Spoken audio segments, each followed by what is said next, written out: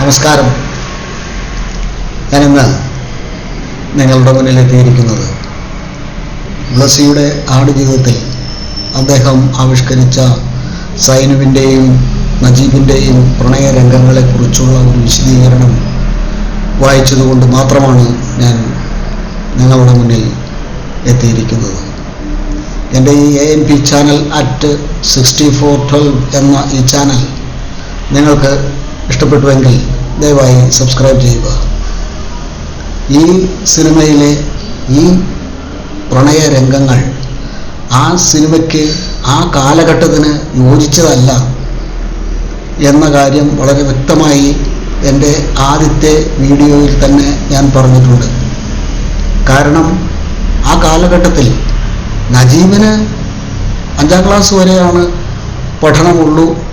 ഇനി അയാൾ BA-കാരനായിരുന്നാൽ പോലും ഇത്തരമൊരു രംഗം ഉണ്ടാവുക സാധ്യമല്ല. ഒരു കാലഘട്ടം, നമ്മളത് പറഞ്ഞത് ആ കാലഘട്ടത്തെക്കുറിച്ചാണ് നമ്മൾ പറയുന്നത്. അങ്ങനെ ഒരു കാലഘട്ടത്തിൽ ഒരു മനുഷ്യന്, കേരളത്തിൽ ജീവിക്കുന്ന ഒരു മനുഷ്യന് ചിന്തിക്കാൻ പറ്റുന്ന ഒരു കാര്യമല്ല ലിപ്പ് ലോക്ക് എന്ന ഈ സൈനുവാണ് ഇനിഷ്യേറ്റീവ് എടുക്കുന്നത് എന്നാണ് ബ്ലസ്സി വിശദീകരിക്കുന്നത്. സൈനു BSc-കാരിയാണോ ഇല്ലയോ എന്നുള്ളതൊന്നും പറഞ്ഞില്ല എന്നാണ് അദ്ദേഹം പറയുന്നത്. സൈനുവിൻ്റെ വിദ്യാഭ്യാസ യോഗ്യത ഒന്നുമല്ല അവിടുത്തെ പ്രശ്നം. അക്കാലത്ത് നല്ല വിദ്യാഭ്യാസമുള്ള ആളുകൾ പോലും ചെയ്യാൻ മടിച്ചിരുന്ന, ചുംബിക്കാൻ പോലും പബ്ലിക്കിൻ്റെ മുന്നിൽ ചുംബന രംഗങ്ങളൊക്കെ കാണിക്കുന്ന സിനിമകൾ പോലും, അന്നത്തെ സിനിമകൾ കാണാൻ പോലും ആളുകൾ മടിച്ചിരുന്ന ഒരു കാലഘട്ടമാണ് അക്കാലഘട്ടം എന്ന്, നജീബ് ജീവിച്ച ആ കാലഘട്ടം എന്ന്. നജീബ് എന്ന വ്യക്തി ഇപ്പോഴും ഉണ്ട്. ആ നജീബിൻ്റെ കഥയാണ് പറയുന്നത്. ആ മണൽ വാരൽ തൊഴിലാളിയുടെ കഥയാണ് ഇപ്പോഴും പറയുന്നത്. വെള്ളത്തിൽ ജീവിക്കുന്ന, അല്ലെങ്കിൽ വെള്ളത്തിൽ മുങ്ങി നിവരുമ്പോൾ കൊട്ട മണലുമായി എത്തി ഉപജീവനത്തിന് വേണ്ടി ശ്രമിക്കുന്ന ആ നജീബിൻ്റെ ഭാര്യ വിദ്യാഭ്യാസമുള്ളവൾ ആയാലും ഇല്ലെങ്കിലും ഒരു കാരണവശാലും അവർ ഈ ലിപ്പ് ലോക്കിലേക്ക് പോകുവാനായിട്ട് സാധിക്കുന്ന ഒരു കാര്യമല്ല. അത് യുക്തിക്ക് നിരക്കാത്ത ഒരു കാര്യം തന്നെയാണ്. ഇതിൻ്റെ കൂടെ തന്നെ ബ്ലസ്സി പറയുന്നുണ്ട് ചില തെറ്റുകളൊക്കെ ഈ സിനിമയിൽ വന്നിട്ടുണ്ട്, ഇനി അടുത്ത സിനിമയിൽ അതെല്ലാം പരിഹരിക്കുമെന്ന്. അതൊന്നുമല്ല ഇവിടുത്തെ പ്രശ്നം. ഇവിടുത്തെ പ്രശ്നം ബ്ലസ്സി പറഞ്ഞ ഈ ഒരു രംഗം, ഈ ലിപ്പ് ലോക്ക് സീൻ മാത്രമല്ല, ഈ നജീബിൻ്റെ മുകളിൽ ആണ് ഇവൾ കിടക്കുന്നത്. അങ്ങനെ കിടന്നുകൊണ്ടാണ് അവൾ ആ ലിപ്പ് ലോക്ക് നടത്തുന്നത്. സൈനു എന്ന കഥാപാത്രം ആ ലിപ്പ് ലോക്ക് നടത്തുന്നത്. ഇത് ഏതായാലും അത് നമുക്ക് ഉൾക്കൊള്ളുവാനായിട്ട്, പ്രേക്ഷകർക്ക് ഉൾക്കൊള്ളുവാനായിട്ട് സാധിക്കുന്ന ഒന്നല്ല. ഇപ്പോൾ ഫഹദ് ഫാസിൽ വന്നാലും ആര് വന്നാലും ഇങ്ങനെയൊരു രംഗം ഉണ്ടാവുക എന്ന് പറഞ്ഞാൽ അതൊരു കാലഘട്ടത്തെയാണ് നമ്മൾ ഉദ്ദേശിക്കുന്നത് എങ്കിൽ, ഒരു കാലഘട്ടത്തെയാണ്. ചോദ്യകർത്താവ് ചോദിച്ചു എന്നൊക്കെയാണ് പറയുന്നത്. മണിരത്നത്തെ പോലെ ആധുനികമായ സൊഫിസ്റ്റിക്കേറ്റഡ് ആയിട്ടുള്ള രംഗങ്ങളൊക്കെ കാണിച്ചുവല്ലോ എന്ന്. അത്തരമൊരു ചോദ്യത്തിന് തന്നെ ഒരു പ്രസക്തിയുമില്ല. ഇവിടെയുള്ള സിനിമാ എഴുത്തുകാർ, അല്ലെങ്കിൽ സിനിമയുടെ പുറകെ പോയി ഉപജീവനം നടത്തുന്ന ആളുകൾ, എഴുതി ഉപജീവനം നടത്തുന്ന ആളുകൾ, അവർ സിനിമ കാണുന്നില്ല എന്നുള്ളതാണ് വ്യക്തമായിട്ടുള്ള ഒരു കാര്യം. അല്ലെങ്കിൽ പുതുതലമുറയിൽപ്പെട്ട ജേർണലിസ്റ്റുകളായിരിക്കാം. എങ്ങനെയായാലും സിനിമയെക്കുറിച്ച് ഒരു കാര്യം നമ്മൾ സംസാരിക്കുന്ന സമയത്ത് സിനിമ കാണുന്ന ആളുകളാണ് സിനിമയെക്കുറിച്ച് അഭിപ്രായം പറയുന്നത്.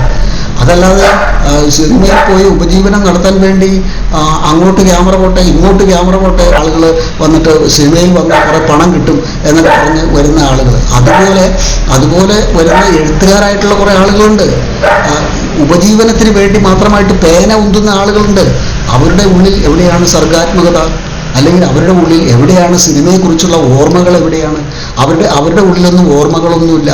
സിനിമയെ പറ്റിയുള്ള ഓർമ്മകൾ ഒന്നും തന്നെയില്ല. അല്ലെങ്കിൽ കാലഘട്ടത്തെ പറ്റിയുള്ള ഓർമ്മകളൊന്നും തന്നെയില്ല. വെറുതെ ഇങ്ങനെ ഓരോ കാര്യങ്ങളൊക്കെ പറഞ്ഞ് ഒരു ചോദ്യം വന്നു, ആ ചോദ്യത്തിന് മറുപടി പറയുക. അങ്ങനെയല്ല. ഈ ചോദ്യം വന്നാൽ ആ ചോദ്യം മറുപടി അർഹിക്കുന്നതാണെങ്കിൽ മാത്രമേ പറയാൻ പാടുള്ളൂ, അതിന് ഉത്തരം പറയാൻ പാടുള്ളൂ. അല്ലെങ്കിൽ അതിനെ തള്ളിക്കളയുക, അതിനെ മാറ്റിവെക്കുക. അങ്ങനെയുള്ള എത്രയോ മഹാരഥന്മാർ നമുക്കുണ്ടായിട്ടുണ്ട്. ബ്ലസ്സിയൊക്കെ ആ രീതിയിൽ തന്നെ ചിന്തിക്കണമായിരുന്നു എന്നാണ് പറയുന്നത്. കാരണം ഇത്തരം ചോദ്യങ്ങളാണ് ഉത്തരം പറയുന്ന ആളെ പോലും വഴിതെറ്റിക്കാൻ സാധ്യതയുള്ള ചോദ്യങ്ങളാണ് ഇവർ ചോദിക്കുന്നത്. ഏതായാലും ഇങ്ങനെ ഒരു ലിപ്പ് ലോക്ക് സീനും നജീബിൻ്റെ മുകളിൽ കയറിയുള്ള കിടപ്പും ഒന്നും ആ കാലഘട്ടത്തിന് അനുയോജ്യമായിട്ടുള്ള ഒന്നല്ല. ഒരു കാര്യം മാത്രം നമ്മൾ ആലോചിച്ചാൽ മതി. നമ്മളുടെ നാട്ടിൽ സദ്യ വിളമ്പുന്ന സമയത്ത് എന്നു മുതലാണ് കൂട്ടുകറി വരാൻ തുടങ്ങിയത്? കാലഘട്ടമുണ്ട്. ആ കൂട്ടുകറി വരാൻ ഉള്ള ഒരു കാലഘട്ടം. നമ്മളൊക്കെ പണ്ട് അറിയാവുന്നവർക്കറിയാം, പായ വിരിച്ച് പായലിരുന്നാണ് നമ്മളെല്ലാം ഊണ് കഴിച്ചുകൊണ്ടിരുന്നത്. പക്ഷെ അതിൽ നിന്നൊക്കെ മാറി. അപ്പോൾ ആ കാലഘട്ടം അതാണ്. ആ കാലഘട്ടത്തെ ആവിഷ്കരിക്കുമ്പോൾ അത് ആവിഷ്കരിക്കണം എന്നാണ് പറയുന്നത്. അതല്ലാതെ നമ്മൾ 70കളിലൊക്കെ ആവിഷ്കരിക്കുന്ന സമയത്ത് 2000-ൻ്റെ അവസ്ഥകളൊക്കെ വന്നാൽ എങ്ങനെയിരിക്കും? ഇതൊക്കെ മനുഷ്യന് അരോചകമാവുകയും ആസ്വാദന ഭംഗമാണ് അവിടെ സംഭവിക്കുന്നത്.